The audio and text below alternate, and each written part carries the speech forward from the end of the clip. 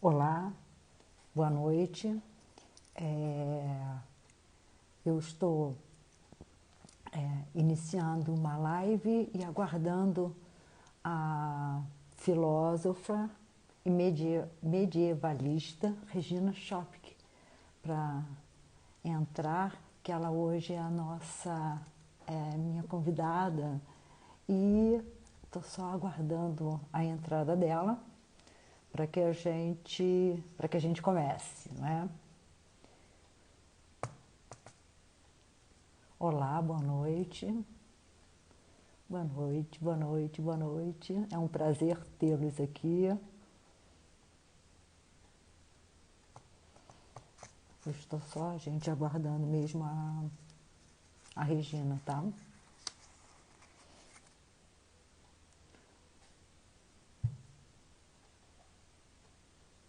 Boa noite.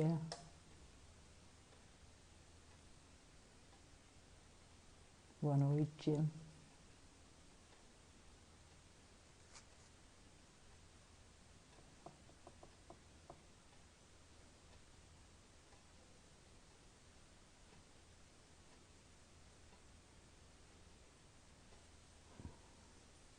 Regina, eu vi que você entrou, mas eu preciso que você me peça para poder. Ah, sim.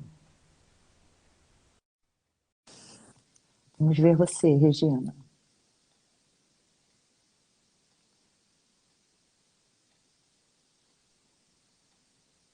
Oi, Regina.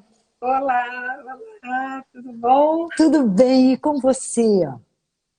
Eu tô bem, mas eu tô congelada. Para mim, não. Não? Então vai Não. ser a mesma coisa, eu vou continuar congelada. Eu não me vejo direito. Você não se vê? Não, quer dizer, eu vejo a minha imagem paralisada. Não. Para Eu mim, não não. consigo fazer. Pois é, não consigo. Ela tá Como entrando assim? aí no sobrinho. Que coisa, gente. Mas não tem É, problema, não tem é, problema. Né? Que importa que você esteja me vendo em movimento. Embora esteja, para mim, não. é. Não, vendo e ouvindo, né, Regina? Vendo e ouvindo, claro. É. Com certeza. Bem, eu gostaria, em primeiro lugar, Regina, de te agradecer muito você ter aceito. É sempre um prazer dialogar com você, sempre. E eu acho que a função das lives não é produzir respostas, né? Mas fazer com que as pessoas reflitam, fazer com que as pessoas pensem e entrem numa posição de inquietude frente à sua própria existência, sobretudo. Bem, hoje é o poder dos afetos e do desejo na produção de si. E sabe que eu cheguei à conclusão, Regina, você não vai acreditar, que eu sou Porque, uma freudiana chupikeriana também. entendi. Bem, bem, para mim é bem, bem próximo, assim, alguns pontos. Com certeza. Bem, Ah, não, peraí, não é Schopenhaueriana que você falou? não, Ah, você falou eu pensei que você falou Schopenhaueriana. não, Gente, que isso? Aí eu realmente me sinto lisonjeada, que isso? Eu entendi Schopenhaueriana. não, chupikeriana. Ah, que bom, então estamos bem próximas. Eu acredito que sim, com algumas diferenças, né? Mas sim. Claro. É, Regina, como faremos dessa vez? Você gostaria de iniciar ou eu inicio? Como você prefere? Olha, eu gostaria só primeiro de fazer uma introdução, só agradecendo as pessoas que estão presentes, que agora eu estou vendo algumas pessoas entrando, agora paralisou de novo, mas não sei se foi. Não, está entrando. Eu quero agradecer as pessoas que estão presentes, né? Dar boa Aham. noite para todos. Estou vendo que tem gente aqui da minha família que não esteve na outra live e levou bronca, está agora. Estou brincando. Meus irmãos, meus sobrinhos, pessoas próximas, pessoas queridas. Quero também agradecer a presença da Carla Mello, que é a minha editora, que é uma pessoa que acredita muito no meu trabalho, que está lançando, você até falou na outra live, né? Está Aham. lançando um novo selo a partir a Biospérica, lançando os meus livros. Então, quero a Confraria do Vento, agradecer a Carla, ao Fabiano, o marido dela, também, ao Vitor, a todas as pessoas que estão presentes, nos prestigiando, né, nessa live, né? E, na Aham, verdade, para mim, eu só queria dizer o seguinte, eu acho que é uma continuação da outra, sabe? aham. Porque a gente falou da vida, falou da libertação da vida, e eu acho que agora a gente vai tratar de aprofundar um pouco como é possível essa libertação, por algumas vias, né? Acho que é Aham. por aí. Mas eu gostaria que você apresentasse, se você quiser o tema, e depois eu falo. Está Sem bem. problema. Deixa eu só te fazer uma pergunta. Já tem data para o lançamento dos seus livros, Regina? Olha, a Carla me deu a notícia hoje, muito alegre, que os livros estão chegando agora, nessa semana, né, está chegando. Então, a partir daí, nós vamos ver como vai ser o lançamento, provavelmente a partir de lives também, né? E Aham. é isso, mas deve estar. E os livros, só para lembrar, para quem não está presente, os títulos dele, né? E faço isso mais como homenagem à minha editora, hein? Faço homenagem a ela, não por mim, mas é a alegria, a verdadeira resistência e as origens da opressão, a escravidão humana e animal. São dois temas, tanto a alegria quanto a questão da libertação humana e animal, são dois temas muito caros para mim, né? Que me Uhum. constituem de algum modo. Né? Aham. E é isso. Deve estar chegando e deve ser agora, acho que nesse mês mesmo, talvez, a gente já consiga. De setembro mesmo. Acho que sim. Ah, Mas aí tá. só a Carla precisa dizer. Tá. Quando você souber, me avisa, que aí, se você quiser, a gente também faz uma live por aqui. E tem o Tá aulão ótimo, lá da agradeço faculdade, você. né? Não, as pessoas precisam ser apresentadas, né? Ao que é bom, né? Agradeço. Bem, Obrigada. não há o que agradecer. Eu gostaria, Regina, de começar. é, eu sou psicanalista, né? As pessoas, não sei se todos, eu acho que nem todos me conhecem, mas eu sou psicanalista, eu sou freudiana, não sou lacaniana, não sou winnicottiana, não sou kleiniana, apesar de conhecer algumas dessas teorias, mas não sou. Então, é só para deixar claro o meu posicionamento, né, freudiano. Eu gostaria de começar falando sobre a natureza, né? Sobre a natureza humana e sobre a natureza animal. Freud, ele nunca falou que o humano tem uma natureza animal. Freud vai dizer que a natureza humana ela é pulsional e a natureza animal ela é instintiva, né? É regida pelo instinto. Ou seja, o animal nasce com uma predisposição a um comportamento padronizado. Então, essa seria a diferença maior entre a natureza humana e a natureza animal. Um é pulsional, o outro é instintivo. Então, o Freud ele mostra com muita clareza, Regina, que uma criança, você tem sobrinhos, né? Eu também tenho sobrinhos. E você vê que duas crianças brincando, uma morde a outra, uma empurra a outra, uma não quer emprestar o brinquedo para a outra. Isso, Freud vai dizer que isso é pulsional. Aborreceu, porque a pulsão ela exige satisfação imediata. Aborreceu, quantas crianças voltam da escola com mordidas? Quantas crianças voltam da escola machucadas? Então, não é, entenda, não é agressivo, não é necessariamente agressivo. Na realidade, ela reage a uma, quando ela é contrariada, ela reage a alguma coisa. Então, ela quer que o outro saia da frente, o outro não sai, ela empurra. Ela está com vontade de fazer xixi, ela faz onde está. Ela sobe em cima de uma mesa, ela quer pular. Então, Freud vai falar que essa natureza é uma natureza pulsional. A pulsão desconhece a realidade, a pulsão desconhece negociação, a pulsão desconhece qualquer é, a pulsão desconhece realidade, né? Que é essa trama de limites. Então, o Freud diz que o que nós fazemos? Nós pegamos essa criança e começamos a fazer com que ela substitua essa natureza puramente pulsional, que ele chama de natural, por uma natureza cultural. Eu sou freudiana, mas eu já vou te adiantar que eu acho que o maior problema do humano é esse. Nós ficamos no meio do caminho. Então, quando nós trocamos Isso sou eu, não é Freud que diz não, tá? Que nós ficamos no meio do caminho, isso sou eu. Então, nós Uhum. trocamos uma parte desse id com, no campo social, no campo familiar, vai se transformar em ego, que é o princípio do prazer. Então, as pulsões que antes eram satisfeitas já não são mais satisfeitas como eram. Já não são mais Uhum. satisfeitas como eram. Por quê? Porque elas vão encontrar interdições. Você não pode fazer xixi na calça, você não pode morder seu amiguinho, você não pode pular, porque senão você vai se machucar. Então, isso é feito através da linguagem, que é a inserção desse ser pulsional no campo simbólico. Então, esse registro, Regina, no campo simbólico, ele é muito delicado. Ele é muito delicado, porque eu diria que, a partir da linguagem, a pulsão vai se fazer representar no aparato psíquico. Porque antes ela só era exigência. E, a partir da linguagem, a partir das representações e do afeto, afeto resultante de quê? Afeto resultante de essa pulsão, ela vai ser satisfeita ou não, porque o aparato psíquico funciona carga e descarga, prazer e desprazer. Então ele funciona nessa base, no Freud. Então, o que eu tenho aí é a representação da pulsão ligada a um afeto. Afeto esse que tem origem no corpo junto com a pulsão.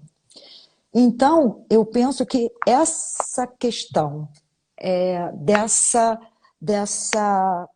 desses afetos e dessas representações que juntos são os representantes pulsionais, eu acho que esse é um grande problema. No aparato psíquico, esse é um grande problema. Então, e aí, antes da formação do superego, que é o princípio da moralidade, o ego é o princípio da realidade, nós temos o Édipo, que no Édipo, né, o Freud vai tomar, né, sobretudo Édipo Rei, de Sófocles, obrigado. Sófocles. Isso. E vai trazer esse Édipo e vai fazer uma certa universalidade, vai sim. É aí que o sujeito vai se tornar desejante. Então, o afeto tem origem no corpo, junto com a pulsão. E esse afeto vai me fazer bem ou vai me fazer mal se essa pulsão for satisfeita ou não. E o desejo, nós, na psicanálise, pensamos sim o sujeito como o sujeito da falta. E por quê? Porque no Édipo você recalcar, operar o recalque, né, de uma série de elementos, né, porque conforme você vai tendo os nãos, você vai operando de alguma forma defesas. E aí você opera o recalque. Então aí você se torna, na realidade, o sujeito da falta. É ser o sujeito da falta nesse momento que vai te lançar a civilização. Então o sujeito troca satisfação plena, porque Freud diz que a criança com a mãe, mãe entendendo-se função materna, não a mãe biológica, aquela que faz a função materna, a criança fica numa relação de fechamento, então ela não precisa de mais nada, à exceção dessa pessoa, desse homem que faz essa relação de fechamento com ela. Então, é a partir do momento que esse sujeito é interditado nessa relação que ele passa a fazer passa a ser o sujeito da falta, né? Então, a partir do momento que ele passa a ser um sujeito da falta, ele passa a ser um sujeito do inconsciente. Essa é uma questão importante, né? Então, porque para tudo que ele recalca, para tudo aquilo que ele se defende, ele produz sintomas. Então, os sintomas têm um conceito na clínica muito importante, que é a repetição. Nós repetimos inconscientemente, sem saber que estamos repetindo, situações anteriores a fim de entendê-las. Então, eu passo a não, eu sou um sujeito desejante sem saber que sou um sujeito desejante, mas eu queria que você entendesse que é esse sujeito desejante, é essa falta que vai me dar movimento. E aí você vai dizer, mas esse desejo tem objeto? Eu vou dizer, tem. Na psicanálise, esse sujeito tem objeto. Diferente, como eu falei a você por áudio, de uma cadela no cio. Uma cadela no cio, não importa, vamos imaginar, uma cadela vira-lata com sarna, com tudo isso, e um cachorro de raça. Ele vai atrás. Nós não somos assim. Nós não somos. Não, eu acho, mas. Não totalmente. Alguns são. Alguns são. Alguns são, então está bem. Então, aí a gente chega no campo da repetição. Então, alguns são. Sério, Regina? É, sério. Bem, então, mas continua. Eu quero, quando eu começar, Tá. eu Então, falo. quando o sujeito opera o recalcamento no Édipo, né, ou não, é uma forma de se produzir. É aí que o sujeito é produzido. Para o Freud, é nesse momento. Se ele produz o recalcamento, ele entra no âmbito da neurose. Se ele não produz o recalcamento, ele fica no âmbito da psicose. Nessa relação de fechamento, né? Nesse mundo dele, e não é inserido na sociedade. É essa a questão. Né? Então, é uma produção de si? É uma produção de si. Que o sujeito escolhe, né, como Lacan diz, a bolsa ou a vida. Então, se o sujeito escolhe pela vida, ele é lançado ao campo da neurose. Se ele diz que não ao recalcamento, diz que não à falta, ele fica no campo da psicose. Então, na realidade, é uma questão de produção de si.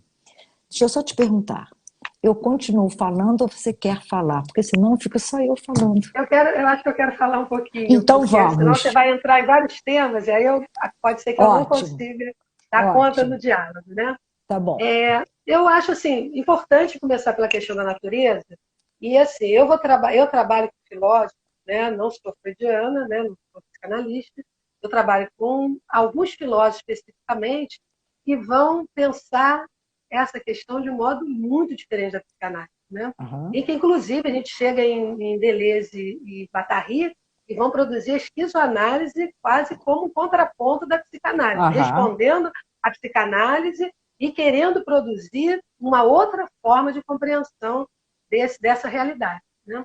Então, os filósofos que eu trabalho, que eu acho que a base, para mim, até do meu trabalho em geral, e vai pensar essa possibilidade de libertação, começa ali no século XVII com Spinoza.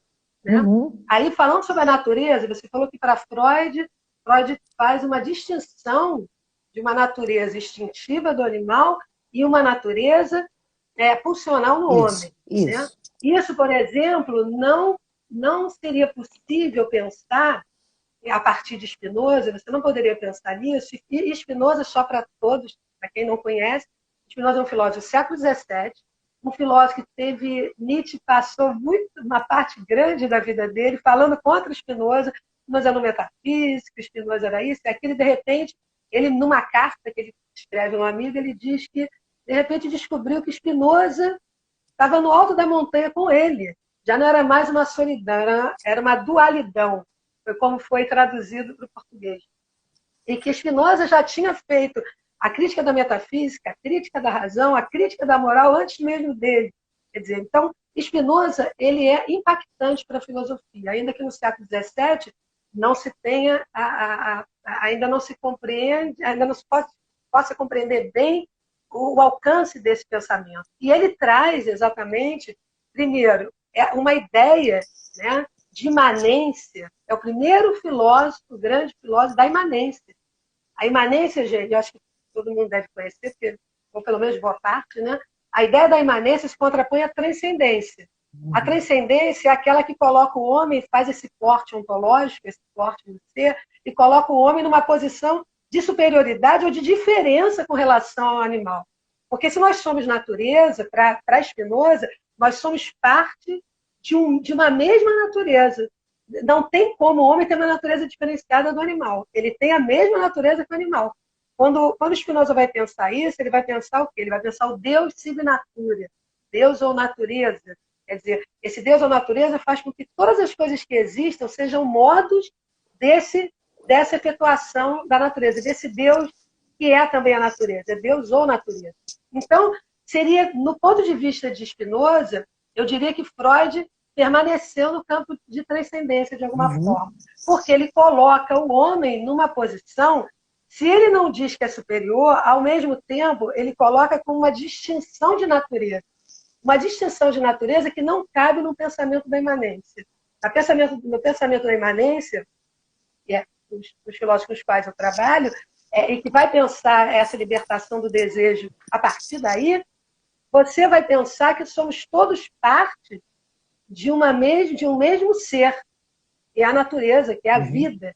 Nós somos, digamos assim, para Spinoza, aí entra a questão que eu acho que é tão importante, todo ser é um conatos. O conatos, né, no livro 3, a gente vai entender que o conatos é o desejo, é uma vontade, é um impulso, é um termo latino, mas que significa é um impulso, é uma força de existir, é uma potência de efetuação. O desejo como efetuação não tem nada a ver com o desejo como falta. E por quê? Ele não teria isso para Spinoza. Porque para Spinoza, o próprio fato de você estar em ato, vivo, quer dizer, você emergiu de um campo comum a todos. Então você emergiu desse Deus civil natura, dessa natureza, né? No momento que você está em ato, você já é, eu poderia dizer, ou uma pulsão, ou um instinto, ou uma força que se atualiza continuamente. Você está no mundo, e você está no mundo em busca de efetuação da tua existência. O desejo nada mais é do que um motor que efetua a minha existência, que pode ser fraca ou forte, pode se expandir ou pode se retrair. Então, no caso de Spinoza, o que é importante e que vai chegar em Nietzsche, de alguma maneira, e vai chegar depois em Deleuze, Foucault, Guattari, é exatamente que, primeiro, o homem é pensado como parte, né? Não há uma distinção de ser. Então, não há uma distinção do animal para o homem. Ao contrário, Deleuze vai chegar a ponto de dizer, até de uma forma surpreendente, porque Deleuze não faz isso porque ele por ser apaixonado pelos animais, não. Ele faz por uma questão mesmo de pensamento, por chegar a isso pelo pensamento. Ele diz que muito do que em nós é atribuído apenas ao humano, na verdade, é animal. É o animal em nós. Né? Ele diz até mesmo que o pensamento e a arte, que são atribuídos apenas ao homem, ele já tem esse início na animalidade, não no homem, até pelo processo de desterritorialização contínua do animal. E é um processo, aliás, eu não pensei em falar sobre isso, não traria alguns elementos, até para falar do pássaro cantor, né? Que é lindíssimo, que ele sempre canta para o crepúsculo e sempre uma canção nova. Não poderia ser uma canção da espécie. É sempre algo, é sempre uma singularização. Ele canta toda vez que ele vê como se ele estivesse extasiado no crepúsculo. É belíssima a ideia, né? Bem, o que significa, então, isso? Eu acho que para tentar fazer um diálogo, né, com o que você trouxe de Freud, né? Primeiro, pensando a partir do princípio que não há uma distinção ontológica e que animais e humanos, ou que a natureza, né, que é um mesmo ser, na verdade, que se mostra de várias maneiras, São modos de ser, são modos de existir, que fazem parte de uma mesma natureza. Certo? Então não há uma distinção. Primeiro, entre o espírito e o corpo, não há aquela velha distinção metafísica em que o espírito domina o corpo. Ou que o corpo pode... É sempre o que é alegria num é alegria no outro. Sempre o que é tristeza em um é tristeza no outro. Porque eles estão, na verdade, não existe de fato. Chama-se de Agora perdi o termo. Deixa. É o paralelismo psicofísico, né?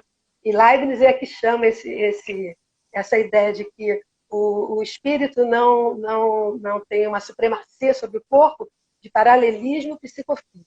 Bem, sobre esse princípio, quando a gente vai pensar o desejo, a gente também não vai poder colocar o desejo na transcendência.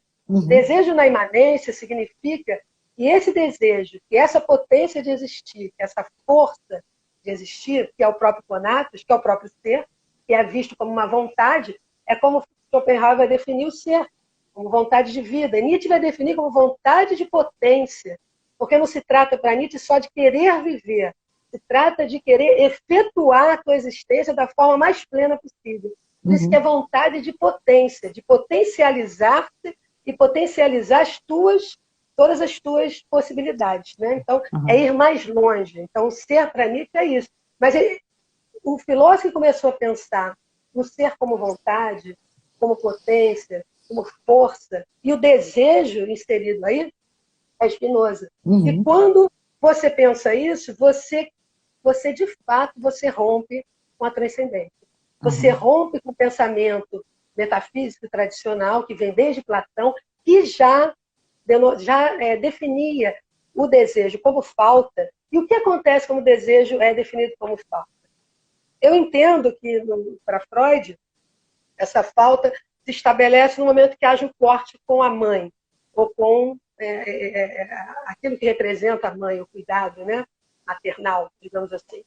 Mas, o que esses filósofos vão trazer, e que Nietzsche vai trazer de forma brilhante, é que esse homem, quando entra para a cultura, não é um objeto que é roubado dele. Né? Ele não vai buscar o tempo todo um objeto perdido. Isso é o que a cultura faz com que ele acredite. O que foi roubado dele é exatamente o desejo. O que é capturado dele é o desejo dele.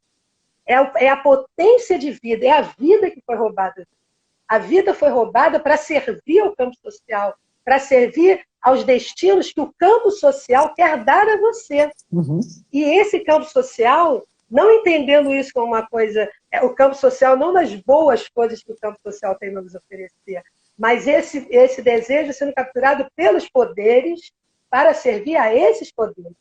E, dessa maneira, esse homem, na verdade, pensado a partir de Spinoza, Nietzsche, beleza? Foucault, Guattari, é exatamente esse homem que perde essa potência de existir, exatamente no momento em que esse poder é capturado e ele deve servir a esse campo social apenas. Ou seja, esse homem vai buscar nos objetos um prazer substitutivo que ele não tem, porque o que ele perdeu foi a vida. E o que é a vida?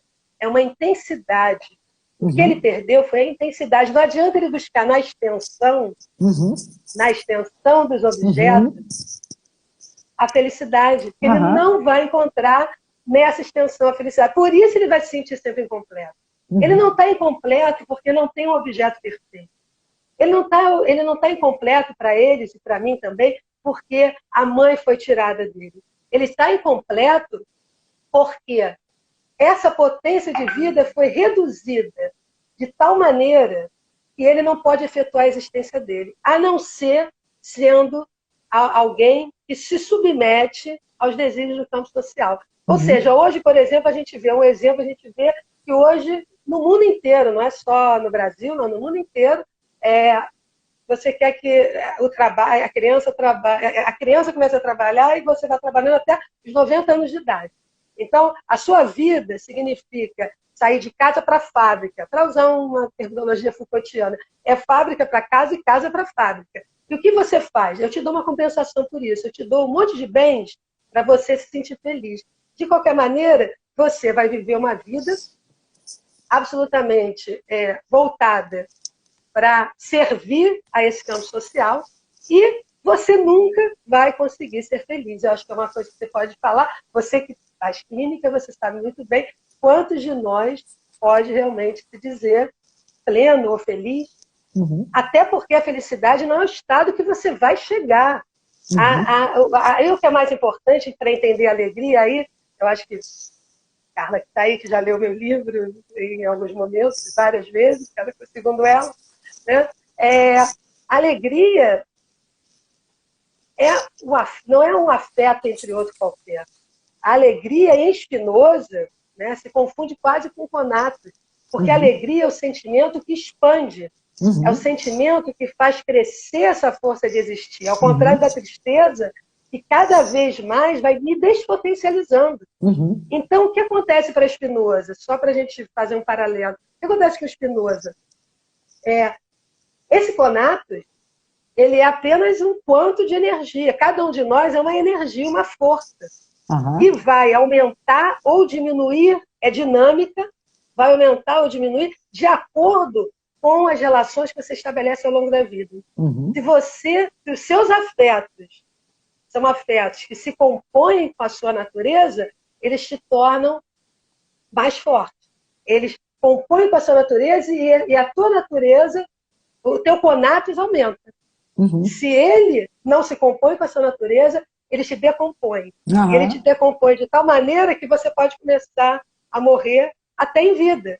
Porque você está prisioneiro de um campo social do qual você não consegue fugir, você não consegue ver sequer a possibilidade, né, de efetuar a tua existência de uma maneira diferente, né? E mesmo que você tenha que efetuá-la dentro de determinados parâmetros, uma vez que você liberte esse desejo, você está libertando a vida, a sua vida e a vida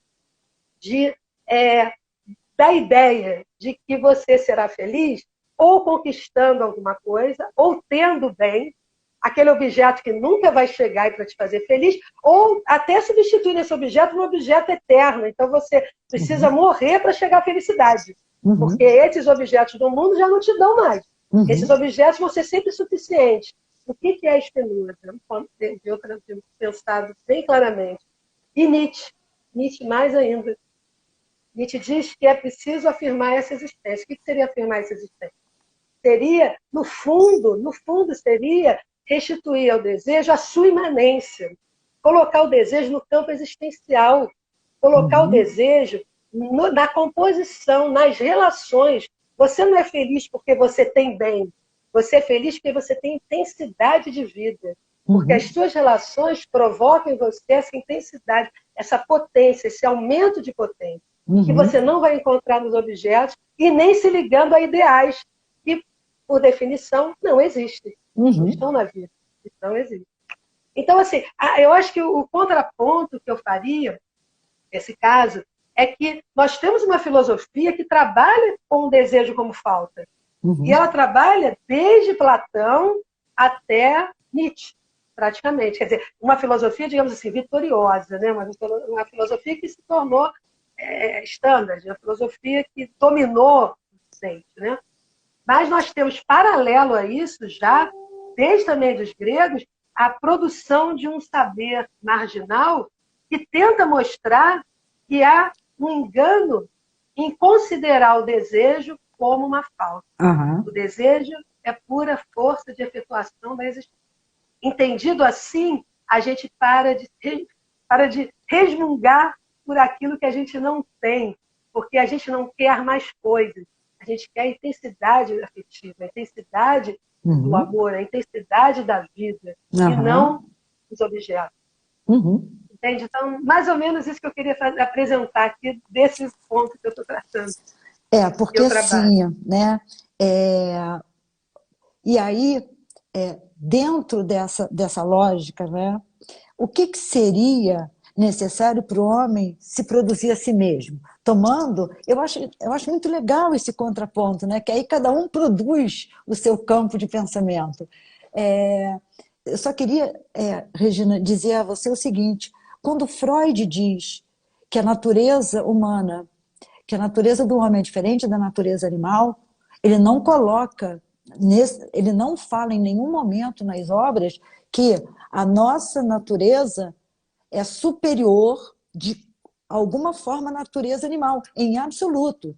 Inclusive, ele diz que nós seríamos mais felizes se nós pudéssemos retomar a esse estágio anterior, que é um estágio muito parecido, o estágio de id, à vida animal, né? Então ele diz que nós perdemos eu não sei se é a naturalidade, a pureza, eu não sei como te dizer.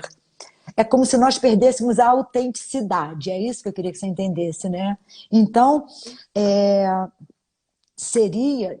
O que seria a produção de si mesmo? Seria o homem conseguir suplantar essa categoria de sobrevivente, de vítima daquilo que ele foi.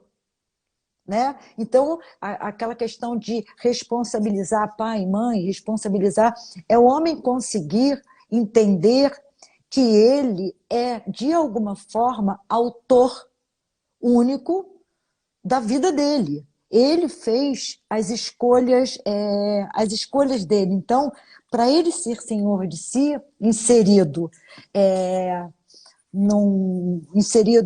num campo, né? Isso é bastante interessante. O que seria necessário?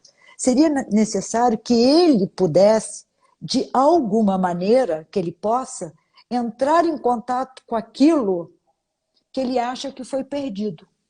E que não foi simplesmente recalcado, entrou num outro estado, né? Porque Freud ele passa de uma topologia consciente, pré-consciente e inconsciente para estados. Então, estado consciente, estado inconsciente, estado pré-consciente. Então, como é que seria isso, né? Seria, na realidade, esse sujeito sair de uma repetição cega e se apoderar de alguma forma da sua vida. Isso para a gente é muito importante. Aí você, nas nossas discussões, você me perguntou, né? Mas ter consciência é o suficiente? Não, óbvio que não. Porque esse afeto original que investia essa representação, ele não é recalcado. Ele toma um destino. Então, quando nós temos consciência, tá, o que isso representa? Uma vez uma paciente falou para mim, tá, Virgínia, eu tenho raiva da minha mãe, e daí? E agora? Eu vejo a teoria na minha frente, não é? Então, o que é necessário? É necessário que esse afeto originário, né, se junte à representação. Isso é elaboração, porque senão é catarse.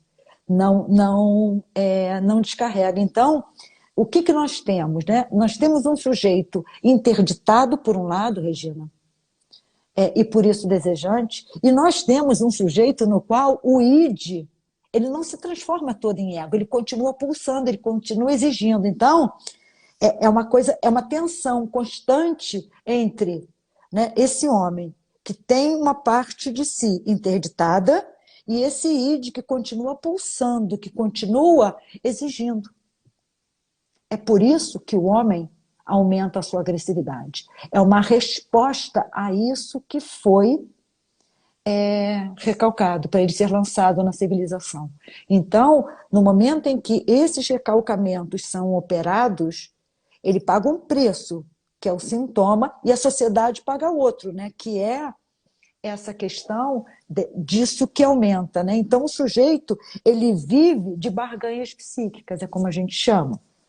Né? Se sentindo feliz quando simplesmente não é infeliz, por exemplo. E Freud diz, isso não é felicidade. Então, o homem trocou uma parte da sua natureza puramente natural por uma natureza cultural e ficou no meio do caminho. Eu, Virgínia. Né? Então, a partir dessas repressões, ele passa a ser regido pelo inconsciente. E aí tem os sintomas, tem a repetição. O que nós precisaríamos? Né? Nós precisaríamos que esse sujeito, eu te digo que a análise é apenas uma via, não é a única, obviamente, né? Ter acesso a essas representações, a esses conteúdos que povoam o seu inconsciente, que ele possa ligar essas representações a esses afetos originários, para que isso possa ser reorganizado, para que ele possa reger a sua vida e não ser por esses conteúdos inconscientes regidos. A minha pergunta que eu faço a você, Regina, é a seguinte, isso é mesmo uma pergunta, né? Como é que nós sabemos, né, o campo social. Como saber o que é influência do campo e o que é do sujeito, né? Ainda, o que é do campo social que não pode ser incorporado mesmo, passar a ser meu, é do campo e passou a ser meu. Porque eu vejo a lógica do campo social por duas perspectivas, né? Uma impositiva, tirânica, e a outra sedutora. Então, o campo social, ou ele é tirânico, ou ele é sedutor. Mas a minha pergunta é o seguinte, né? Eu acho que o homem cede, Regina, porque dá menos trabalho. Eu acho que o homem, ele paga o preço da despotencialização, isso é uma interpretação minha, tá? Porque é menos trabalhoso, é menos difícil seguir o rebanho do que você produzir ou tentar, no meio de tudo isso, produzir uma existência. Entende o que eu tô te perguntando? Assim? E, então, eu acho que aí, quando você fala, né, aí voltando aos afetos que você falou, os afetos que nos potencializam e aqueles que nos despotencializam, a alegria e a tristeza nos despotencializando e entendendo a paixão como uma ação sofrida, e que nem sempre é ruim, obviamente, segundo o meu entendimento da clínica, pelo que eu vejo, eu acho que é muito menos trabalhoso para o homem seguir o rebanho, ser, né, ser um ser respondente, não ser um agente nem da sua vida afetiva, nem da sua vida, do seu desejo, entende? Entendo. E o que... Então, o que eu poderia começar pelo fim que você falou, é mais fácil seguir o rebanho, sim, é mais fácil, mas eu acho que ele segue o rebanho também por ser despotencializado. Ele não tem força, nem que ele queira. Por isso que até quando eu perguntei para você, foi uma pergunta, mas já foi num tom já de diálogo sobre isso, chegando à consciência, à libertação, chegando à consciência enfim, ou dos traumas, ou dos medos, ou tudo mais. Não, por quê? Porque, a meu ver, a libertação não se dá pelo nível da razão, pelo nível da consciência, pelo nível que vocês chamam de ego. A libertação só pode se dar num sujeito que tenha potência para isso. A potência precisa estar no seu alto nível para que ele possa romper com tudo aquilo que ele conhece, porque primeiro é conhecer. A outra coisa é ter força para se transformar, para transmutar tudo isso, para fazer disso algo ativo. Algo que é passivo, transformar isso em força ativa. Transformar isso em força ativa vai depender exatamente da potencialização desse homem. O que o campo social não permite é a potencialização. E por que não permite? Porque cada vez mais, inclusive no mundo contemporâneo, então, esse desejo foi absolutamente capturado por uma máquina abstrata que transformou todo o desejo hoje, todo o desejo, toda a alegria, felicidade está voltada para obtenção de bens, para viver no consumo desenfreado. Ou seja, a minha felicidade vai ser quando eu vou ficar mais feliz quando o próximo iPhone for lançado. Eu estou ali esperando, né, desesperadamente pelo carro, também vai vir agora falando, me dirigindo sozinho. Enfim, a minha vida toda está pautada, a vida de muitos, não é de pouco, não, de muitos, está pautada esse desejo amarrado, e o que Deleuze e Guattari falam belíssimamente no Antiédipo também, é que o capitalismo descobriu uma forma, e hoje até a China é capitalista, então até o comunismo está junto ali do capitalismo, digamos assim, conseguiu, absorveu isso também. O que o capitalismo faz é mexer no desejo. Ele descobriu que o desejo é produção, e ele começou a produzir desejos cada vez mais. Isso ele capturou ainda mais o humano. Quanto mais ele ele captura o desejo, quanto mais ele produz desejos, ele produz objetos que faz com que você acredite que eles são necessários, mais ele te capturou, mais você se torna dependente disso e mais a ideia da falta fica maior em você. Por quê? Porque você acredita que alguma coisa te falta. Quando você... eu acho que a frase que eu acho muito bonita, para mim, eu acho, e que ela pode ser incompreensível, talvez para alguns, é que no desejo nada falta. Não falta nada no desejo. Se você entender o desejo como uma potência de efetuação da própria vida, e não se você entender o desejo como uma estrutura qualquer que precisa de um objeto para completá-lo. Se você entende que a própria vida é uma vontade de se exercer, uma vontade de plenitude, ela não está atrás de objetos que estão faltando ou que faltaram no início da existência humana. Ela não está atrás nem mesmo da mãe. Isso não quer dizer de maneira nenhuma, que me entenda bem, que não existe uma patologia envolvida nesse grau de dependência que é criado entre pais e filhos.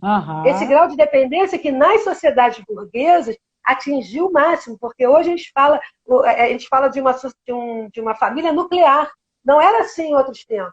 A família era mais extensa, o pai e a mãe não viviam grudados nos filhos, os filhos chegavam a uma idade e eram separados do pai e da mãe.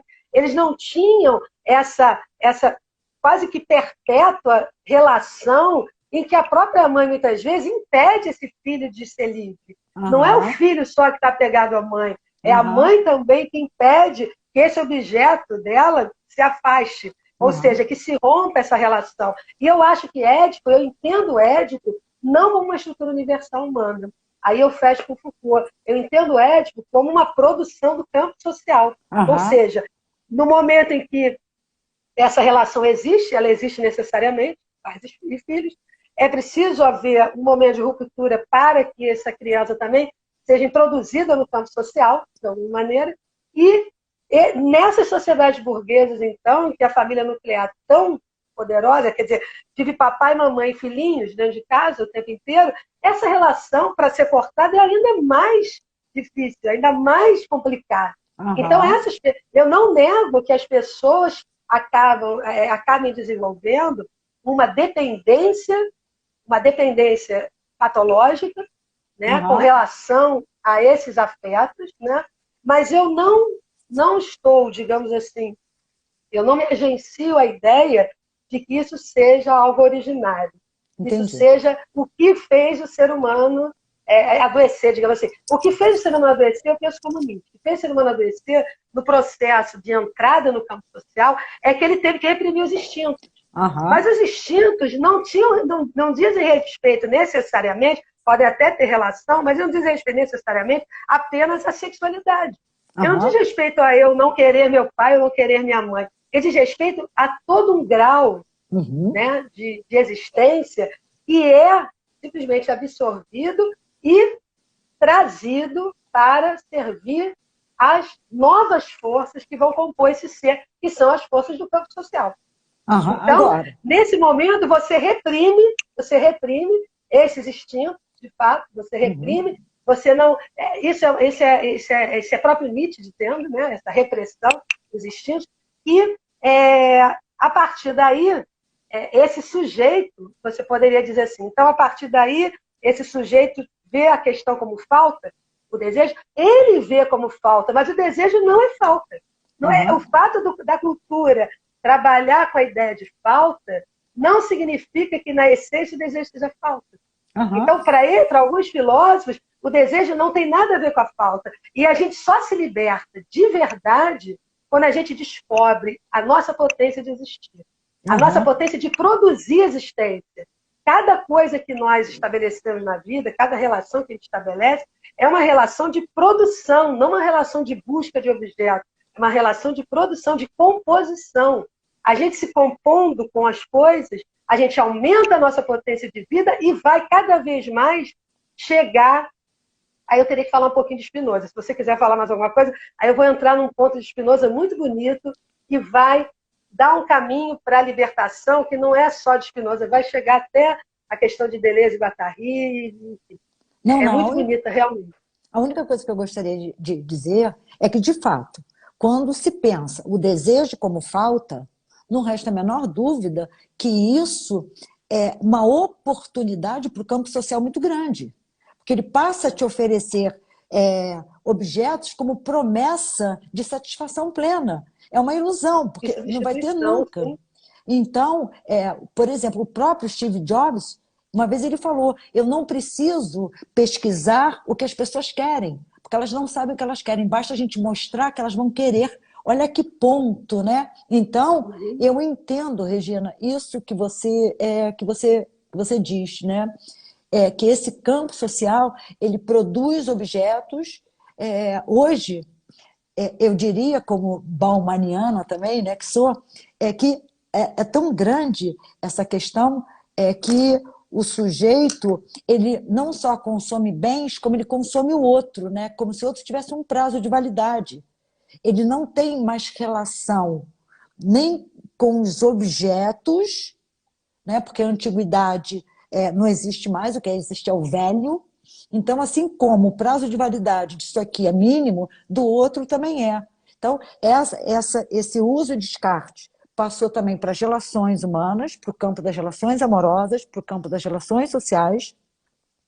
E aí, é, o sujeito ele entrou numa roda de consumismo muito grande e que não dá conta, e ele se sente mais no direito de consumir, ele fica ainda mais, aspas, né, na ilusão de que alguma coisa vai dar conta. Então, eu acho que, de fato, isso é um grande problema, porque, de alguma maneira, eu acho que o que faz falta são os encontros que na sua linguagem, que nos potencializam. Eu acho que o que nós temos são esbarrões, usando uma metáfora, né? Nós nos esbarramos e não temos aí a intensidade, porque nós não nos permitimos isso. Essa é uma questão, para mim, muito importante na clínica, é eu me permitir, de fato, me encontrar com o outro, é eu me permitir é, essa alegria, Está essa alegria, aberta ao outro, né? exatamente, que com os animais nós conseguimos. Eu queria partir disso daí, até daquela a relação dos afetos, né? Porque Uhum. isso está relacionado à questão dos afetos, né? Uhum. Ao fato de que você não conseguir se relacionar, não conseguir se abrir. Você tem os afetos, mas se você vive com eles num grau de incomunicabilidade, se você não está aberto ao outro, você Uhum. não consegue, de fato. O Nietzsche vai falar que para todo ser, o outro é sempre um transmundo. Ela é sempre Uhum. um transmundo, né? O outro é sempre um Uhum. transmundo. É preciso que se estabeleça as pontes entre os transmundos. E essa Uhum. ponte é o amor também. É o amor é que estabelece essa ponte entre esses transmundos. É a forma que a gente pode, de alguma forma, conhecer o outro no outro, o que ele é, Uhum. e não a nossa Uhum. projeção. Aí a gente está tarefando até de outras questões, mas eu queria voltar para o Spinoza, que é muito bonito, e que hoje tem sido muito retomado. Há muitos trabalhos que fazem a relação de Nietzsche com Spinoza hoje. É uma coisa bem contemporânea, porque até então, né, Spinoza século XVII, Nietzsche século XIX, né? E, Uhum. e hoje a questão que me parece fundamental de pensar os afetos é que quando você vai pensar o desejo e os afetos, você tem que a pessoa tem que entender a seguinte questão básica, né? É, nós somos um conatos, e enquanto conatos nós temos o poder de afetar os outros e o poder de ser afetado pelos outros. Uhum. O poder de afetar e o poder de ser afetado é o que define todo ser, seja animal, seja humano. Spinoza não vai fazer. Então, lembrando que Spinoza não vai fazer uma distinção de natureza. Pode fazer Uhum. uma distinção de grau, mas não distinção de natureza. Uhum. Então, o animal também tem o poder de afetar e de ser afetado pelas coisas. Nós temos o poder de afetar e de sermos afetados. Só que nós não sabemos ainda como somos afetados, nós não sabemos ainda se esse afeto é algo que vai me potencializar ou vai me despotencializar. Eu só vou Uhum. saber na relação. A questão espinosista é belíssima, porque ele mostra que o ser é relação sempre. Não existe nenhum Aham, indivíduo separado do mundo em algum aham, canto. Todo ser é relação. Todo aham, ser é relação. Seja que seja o ser que só se relacione com os livros dele, com a música clássica, com seja. aham, Ele é relação. E ele está sempre em relação com os outros, mesmo quando ele não quer estar nessa relação. Então, veja, ele é afetado por algo e ele acha bom aquilo que ele quer. Ele não quer aquilo que é bom. É bom porque ele quer. Então, aham, de primeiro, de início, ele quer aquilo e por isso aquilo é muito bom. Mas ele não tem a menor ideia se aquilo vai se compor com a natureza dele, se vai torná-lo mais forte, vai torná-lo mais fraco. Então, o que acontece? Quando ele tem esse encontro, né? E esse encontro se compõe com a natureza dele, esse conatos aumenta, essa aham, potência aumenta. E esses dois é como se a natureza de ambos aumentam nessa relação, porque é uma relação que eles chamam de um encontro alegre. Ao aumentar a alegria é a própria potência de vida, é a própria potência aham, que expande. É a uhum, própria potência que expande. Então, ser alegre não é estar se divertindo o tempo todo. aham, A vida tem tristezas, tem dores, tem tudo isso. A gente tem que aham, chorar e tem que rir. aham, Ser alegre é ter potência de vida, é ter uhum, força de existir, é ter capacidade de transformação. Quando a gente chega no momento e percebe, gente, eu não consigo me mover. Eu quero tanto aquilo e eu não consigo fazer. Eu quero tanto aquela coisa e eu não consigo nem me levantar para pegar. Eu quero. A gente, a gente se dá conta a partir de Spinoza, a partir do que você entende de Spinoza, que as tuas relações estão te despotencializando. Essas relações que você estabeleceu ou que você está em relação, ela está te despotencializando. Você só percebe no próprio ato existencial. Como é que aham, a gente sabe? Como nós somos seres apaixonados para Spinoza, nós somos afetados pelas coisas de um modo muito profundo, e ser apaixonado ainda é ser passivo para Spinoza, né? É aham, não ser ainda ativo, né? Mas, veja, ele faz uma distinção da metafísica. Né? A paixão não é só aquilo que é perigoso, aquilo que uhum, pode matar, aquilo que me desvia do pensamento. Não, eu tenho paixões que são alegres e me fortalecem. E tenho paixões que são tristes e me levam para uma tristeza tão profunda, uma angústia tão profunda, e nesse momento eu posso me decompor completamente. Aí eu entro aham, naquele niilismo, aquela vida que tanto faz, aquela existência que já é uma morte, que já está instalada em mim, né? Ou mesmo me suicido, porque não interessa, a vida perdeu sentido, não tem valor, porque a vida não tem. É uma coisa linda que Nietzsche fala, antes de voltar a Spinoza, ele diz: eu não acho que a vida é pesada porque ela é pesada, é porque eu estou fraco. É a minha fraqueza. Oi, não, é que a quer minha falar alguma coisa? preocupação, não, a minha preocupação é que o Instagram começou a avisar que nós temos 1 minuto, Regina. É, uma Nossa, hora, passou uma hora. Deixa eu só fazer assim, rapidamente. Tem um filósofo chamado Ivan Gobry, que ele tem um livro que não foi traduzido, chamado De La Valère, e que ele vai dizer que o valor não está nas coisas, o valor está na gente. Então, é o que é diferente de Max Scheler, né, que vai dizer que o valor está nas coisas. Para ele, não. Agora, a minha questão que eu tenho aí, nessas relações, é que eu acho, Regina, que as relações nos despotencializam quando nós projetamos o outro e não estamos disponíveis para ver o outro como ele é, entende? entendo. Mas ainda acredito que para ter um encontro verdadeiro é preciso já estar, de alguma forma, potencializado. Os Aham, impotentes se relacionam. Os aham, impotentes se relacionam, mas eles só vão cada vez mais despotencializar um ao outro. aham, O amor como potência precisa que esse ser se potencialize. Ou seja, a liberdade depende da potencialização desse ser. Se ele não se potencializar, ele não se liberta. Ele não se liberta desses fantasmas que o campo social produziu em nós. Né? entendo. Então, enfim, a gente não pode continuar, a gente continua Regina, em outro momento. a gente tem 15 segundos. Olha, um grande beijo para você. É sempre. muito potencializador dialogar com você. Para mim Para também. mim, Para mim né? também. Obrigada. Um beijo para você Obrigada. Um beijo e um para você beijo e para para todo todos. mundo. Obrigada.